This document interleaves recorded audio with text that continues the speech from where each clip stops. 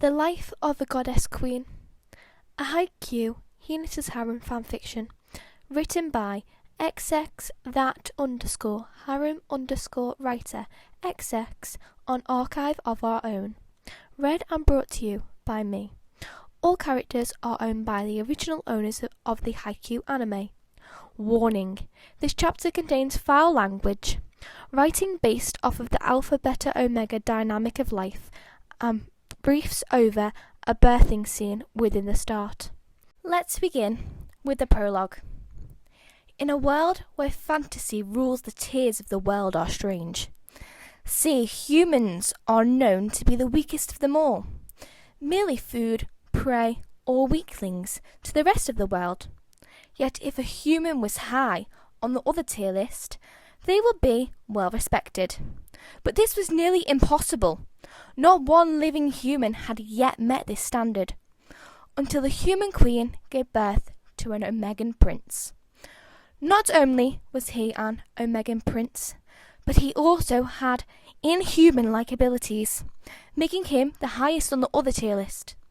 Hinata would be the first human in many, many years to be respected and loved by other creatures, and maybe, just maybe, he can make the world good for humans once again. You see, Hinata being an Omega meant he would already be high on the tier list, since Omegas are respected for being able to carry children. A boy Omega, though, that was the rarest creature in the world, and a human one at that. Not to mention that this human also came with inhuman properties. He had mass blood reproduction.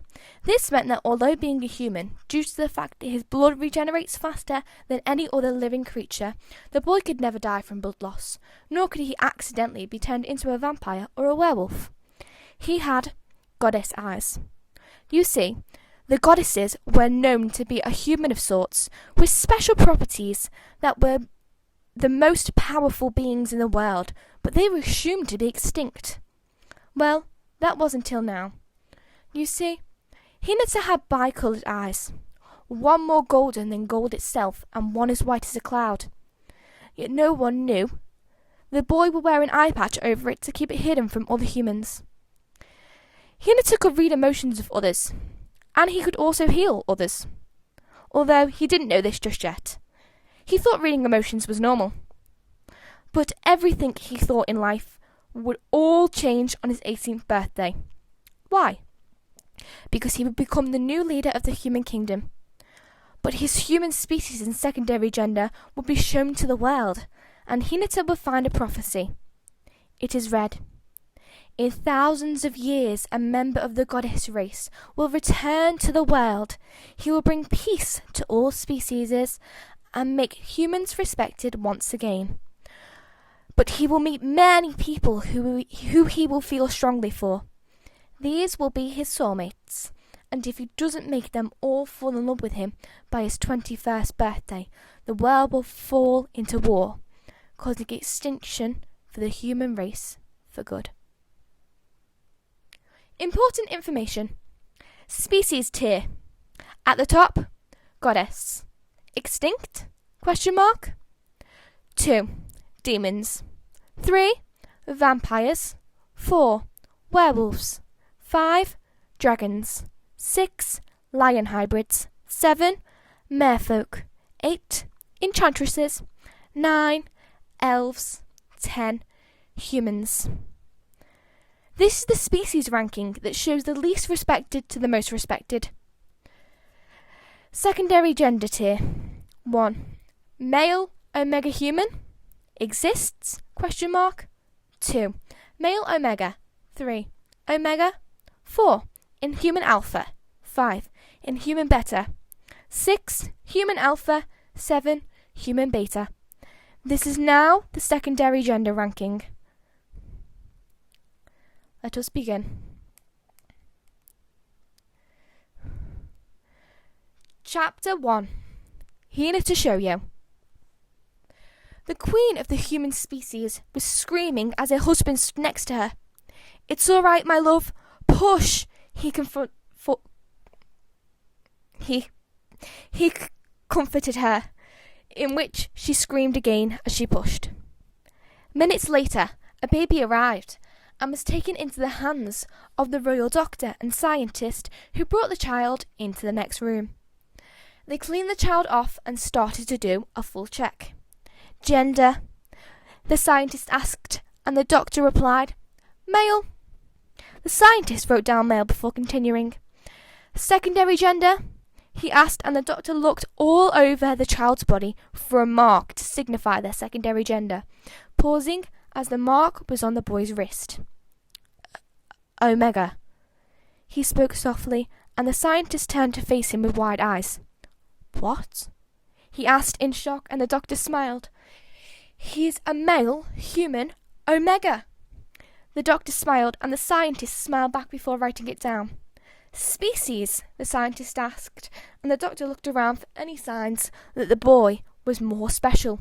He was about to say human, until the child opened its eyes, and the doctor saw it. One eye, more golden than the most golden gold, and one eye as white as a cloud. Goddess. The doctor spoke softly, and this time the scientist dropped his pen. No, it can't be. They don't exist anymore, he said, running over to see the boy. Looking at the eyes, he gasped. We have to write goddess. But for the one we send out, we have to say that the original is under oath until he hits 18. The scientist says before writing down goddess. The doctor then ran one more test. Powers, the scientist asked, and the doctor nodded. His blood. It reproduces faster than the speed of light, meaning he can never die of blood loss, nor be turned into a member of the werewolf or vampire species. The doctor spoke as the scientist wrote it all down. He's an empath. He can read people's emotions. And so the scientist wrote this down as well. The doctor then wrapped the boy up and took it back to his parents with a huge smile on his face. As he gave it to them, the king and queen tilted their heads. Why do you seem so happy? Is our child special? The queen asked, and the doctor nodded. Your Majesty, you have just given birth to a male Omegan goddess. He speaks softly, and the king and queen look at each other in pure joy and happiness. He's the one, Merida, the king said, with tears flowing from his eyes, and the queen nods at him. He's the one from the prophecy, the one who will bring humans the life they once had once again, where all species will live in harmony, Merida says, and the king nods. A few days later, a birth celebration happened. All the royals, nobles and lords of all species were invited due to the fact that they must know about respect. Everyone was there as the king and queen made sure the child's eyes couldn't be seen. When everyone had arrived, they stood in front of everyone. Hello everyone from all the species. We are gathered here today to tell you that our son, Hinata Shoyo, is the first male Omega born from the human species. The queen says, as she holds her child, and the king delicately holds the boy's arms to show the wrist of the Omega mark. At this, all species were in shock. The only thing respected more than an Omega human boy is a goddess. The queen then placed the boy into a crib and stepped away. At once, every person from every species went onto one knee. After a few moments, they all rose, and the king began to speak. He is a male Omega, but we are waiting until his 18th birthday to let out any further information about him, he stated, and the party had begun. 7 years later. Hinata woke up smiling happily as he did every day, the world looking so bright in his eyes. His servants then came in, and he was dressed in a beautiful royal red dress. A red rose eye patch was then placed over Hinata's white eye. Hinata was used to this, as from the age of 5 he was told he was not human, but actually a boy from the goddess race. But he understood that others shouldn't know until his 18th birthday. Hinata then walked through the corridors and into the main hall, where he greeted his people. His smile and happiness lit up the whole room as he went to his citizens and shook their hands, welcoming them to get some bread and anything else they needed. "Thank you, Queen Shoyo, for your kindness. You really are such a sweet boy." 8 years later, Hinata woke up to the sun shining in his eyes. His maids put him into a beautiful blue gown and a blue rose eye patch over his eye, as Hinata remembered that his parents wanted to talk to him this morning. He made his way down to his parents' study and knocked on the door before entering and sitting down. "Mother? Father? You asked to see me?" Hinata asked as he tilted his head, and his parents smiled and nodded. His father then opened an old book that was sat on his desk and passed it to Hinata. "Being a human, we can never translate all of this, but this is a prophecy about you, my child. We know you'll be able to read it with your eye patch off, so we'd like to know what it says," the king says, and Hinata smiles excitedly before nodding and taking off his eye patch. He then looked at his pages, and the white eyes started to glow, making his parents smile as he read out loud. "In many years to come, a boy will be born from the human species, but he will be no ordinary boy. He will be a male omega of the goddess race, with the powers of extreme healing, blood reproduction, and empathy. Not only this, but he will be one of the most powerful beings to bring one of the species all together as one. The boy will have 34 soulmates, but there is one problem.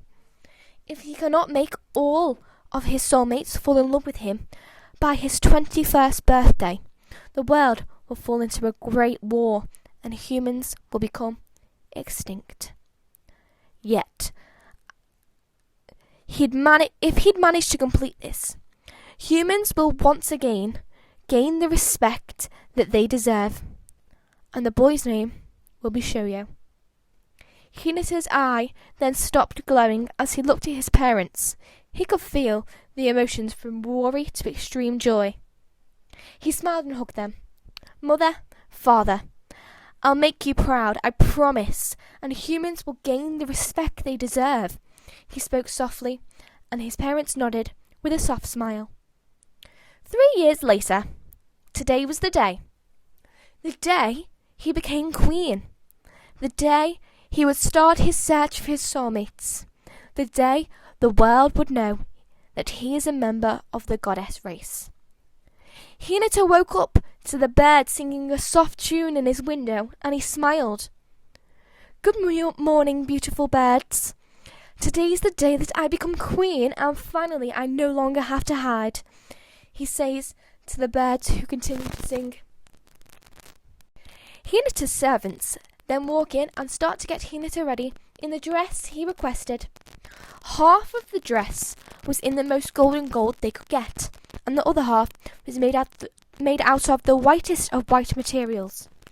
He then wore glass slippers on his feet.